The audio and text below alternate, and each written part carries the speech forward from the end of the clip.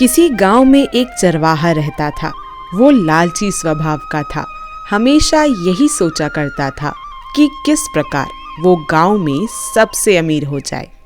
उसके पास कुछ बकरियां और उनके बच्चे थे जो उसकी जीविका के साधन थे। एक बार वो गांव से दूर जंगल के पास पहाड़ी पर अपनी बकरियों को चराने के लिए ले गया। अच्छी घास ढूंढने के चक्कर में आज वो एक नए रास्ते पर निकल पड़ा। अभी वो कुछ ही दूर आगे बढ़ा था कि तभी अचानक तेज बारिश होने लगी और तूफानी हवाएं चलने लगी। तूफान से बचने के लिए वो चरवाहा कोई सुरक्षित स्थान ढूंढने लगा। उसे कुछ ऊंचाई पर एक गुफा दिखाई दी। चरवाहा बकरियों को वहीं बांधकर उस जगह का जायजा लेने पहुंचा तो उसकी आंखें फटी की फटी रह गईं। वहां बहुत सारी जंगली भेड़ें मौजूद थीं। मोटी तगड़ी भेड़ों को देखकर चरवाहे को लालच आ गई। उसने सोचा कि अगर ये भेड़ें मेरी हो जाएं तो मैं गांव में सबसे अमीर हो जाऊंगा।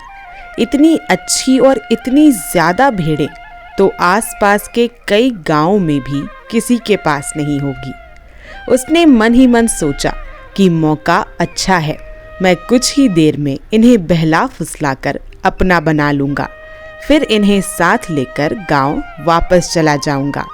यही सोचते हुए वो वापस नीचे उतरा। बारिश में भीगती अपनी दुबली पतली और कमज़ोर बकरियों को देखकर उसने सोचा, अब जब मेरे पास इतनी सारी हट्टी कट्टी भेड़ें हैं तो मुझे इन बकरियों की क्या ज़रूरत। उसने फौरन बकरियों को खोल दिया और बारिश में भीगने की परवाह किए बगैर कुछ रस्सियों की मदद से घास का एक बड़ा गट्ठर तैयार कर लिया। गट्ठर लेकर वो एक बार फिर गुफा में पहुंचा और काफ़ी देर तक उन भेड़ों को अपने हाथ से हरी हरी घास खिलाता रहा। जब तूफान थम गया तो वो बाहर निकला। उसने देखा कि उसकी सारी बकरियां उस स्थान से कहीं और जा चुकी थीं। चरवाहे को इन बकरियों के जाने का कोई अफसोस नहीं था, बल्कि वो तो खुश था कि आज उसे मुफ्त में एक साथ इतनी अच्छी भेड़ें मिल गई हैं।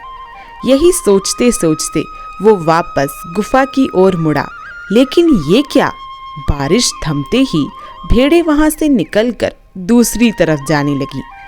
चरवाहा तेजी से दौड़कर उनके पास पहुंचा और उन्हें अपने साथ ले जाने की कोशिश करने लगा, पर भेड़ें बहुत थीं।